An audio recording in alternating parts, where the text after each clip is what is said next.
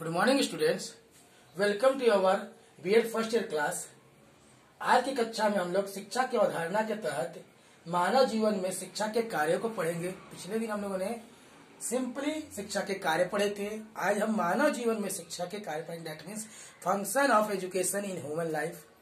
देखिए, मानव जीवन के प्रत्येक क्षेत्र में शिक्षा का महत्वपूर्ण कार्य है या आवश्यक है।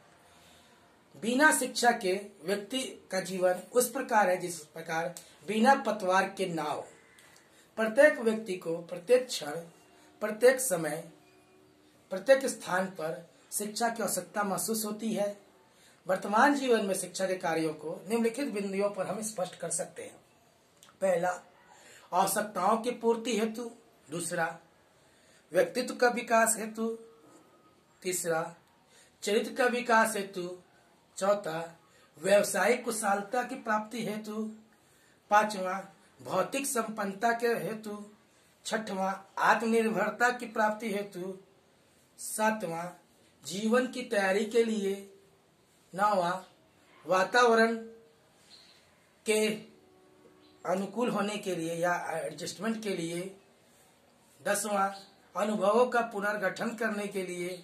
10वां, कार्य का व्यवहारिक ज्ञान होने के लिए। देखते हैं क्रमशः जैसी बात हो रही। पहली है आवश्यकताओं की पूर्ति हेतु।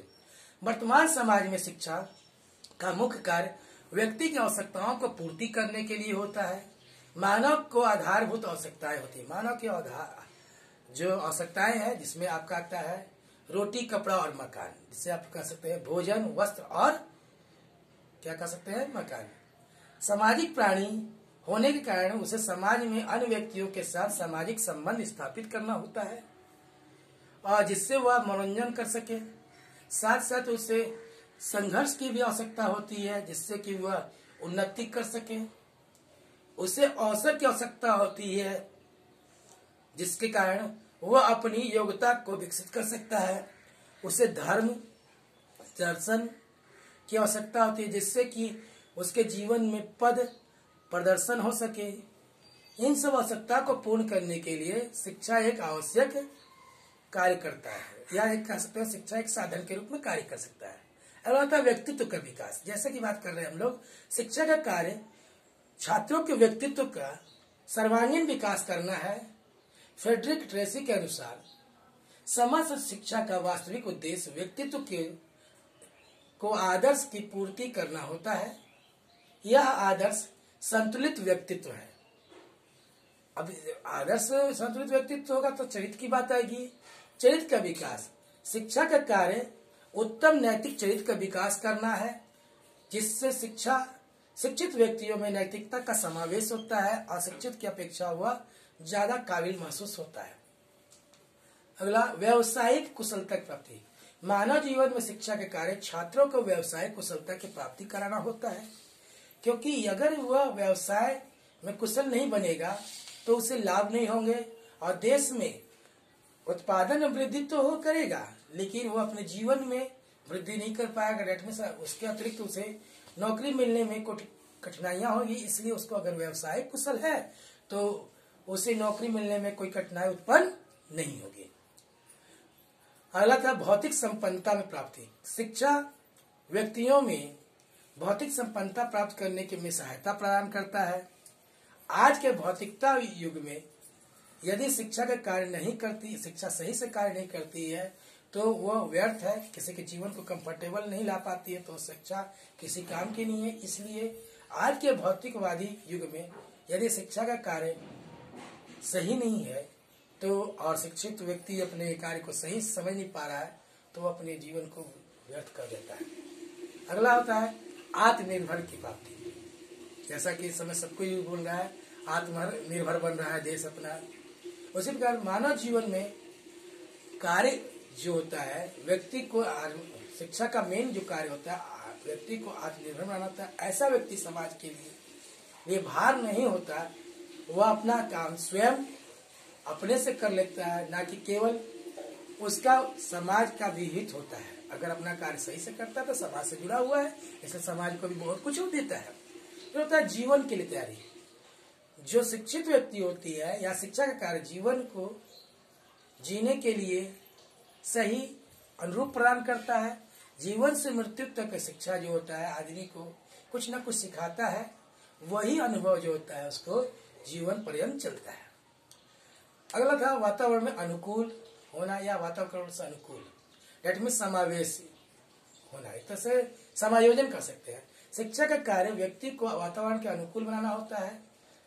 टॉमसन ने कहा है वातावरण शिक्षक है और शिक्षक का कार्य छात्रों को उस वातावरण के अनुकूल बनाना होता है जिससे कि वह जीवित रह सके और अपने मूल प्रवृत्तियों को संतुष्ट करने के लिए अधिक से अधिक संभव अवसर प्राप्त कर सके। दैट मीन्स कोई भी ऐसा अगर वातावरण है जो उसके अनुकूल नहीं है, फिर भी अगर वो शिक्षित है तो वो समझ सकता है कि इससे कैसे उभरा जा सकता है, तो उसके अनुभव के अनुसार वो बढ़ता है। अगला होता है अनुभवों का पुनर्गठन। व्यक्ति अपने जीवन में अनेक अनुभव प्राप्त करता है। जीवन से मृत्यु तक आदमी कुछ न कुछ सीखता है। दैट मीन्स वो वही उसी को अनुभव कहते हैं। तो शिक्षा के कार्य उन अनुभवों का पुनर्गठन करना है और पुनर्संरचना करना भी है। यदि शिक्षा यह क्या करती है तो व्यक्ति अपने भावी प्रगति के लिए अतीत का प्रयोग कर सकता है, अन्यथा नहीं। वो अतीत से अनुभव से ही कुछ सीखता है कि क्या ऐसा कुछ हुआ था या ऐसा कुछ करने से हमको लाभ होगा। देखिए, आदमी कोई कार्य करने से पहले, फ्यूचर के प्लानिंग करने से पहले अपने अतीत का आकलन करता है कि ऐसा भी पहले हुआ है कि नहीं हुआ है। ऐसे आकलन के अनुसार ही वह नए पद पर अपना पैर बढ़ाता है या पथ पे कर सकते हैं अग्रसर होने का तैयारी करता है। अगला होता है कार्य का क्रियान्वयन करना, क्या ज्ञान होना। शिक्षा का अंतिम और महत्वपूर्ण कार्य जो होता है बालकों को विभिन्न कार्य क्षेत्रों में व्यवसायिक ज्ञान देना है, जिससे कि वह व्यवसाय पर्यंत चल सके, जिसके लिए कि उसका विकास होते हैं। इसी तरह से हम कह सकते हैं शिक्षा का कार्य जो है असहाय प्राणियों को विकास में सहायता पहुंचाना होता है। जो असहाय व्यक्ति हैं वो शिक्षित होकर क्या होते हैं अपने को पूर्ण करता है कि वह सुखी, नैतिक और कुशल मानव बन सके। इसी प्रकार वह शिक्षा के कई भावनाओं को अनुशासित कर कर संवेगों को नियंत्रित, प्रेरणाओं को उत्तेजित, धार्मिक भावनाओं को विकसित और नैतिक अभिवृद्धि कर सकते हैं। वास्तव में शिक्षा व्यक्ति के साथ साथ समाज और देश के विकास के में भाग लेकर उनके उज्जवल भविष्य को सुनिश्चित करती है। फिर से हम रिपीट करना है केवल टॉपिक, उसके बाद हम इसको विराम देंगे।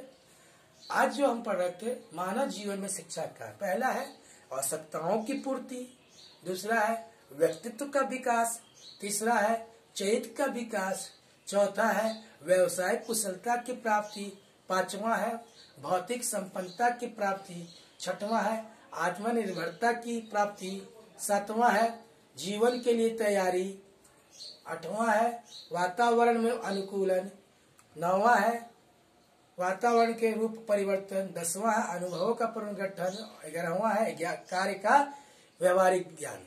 धन्यवाद।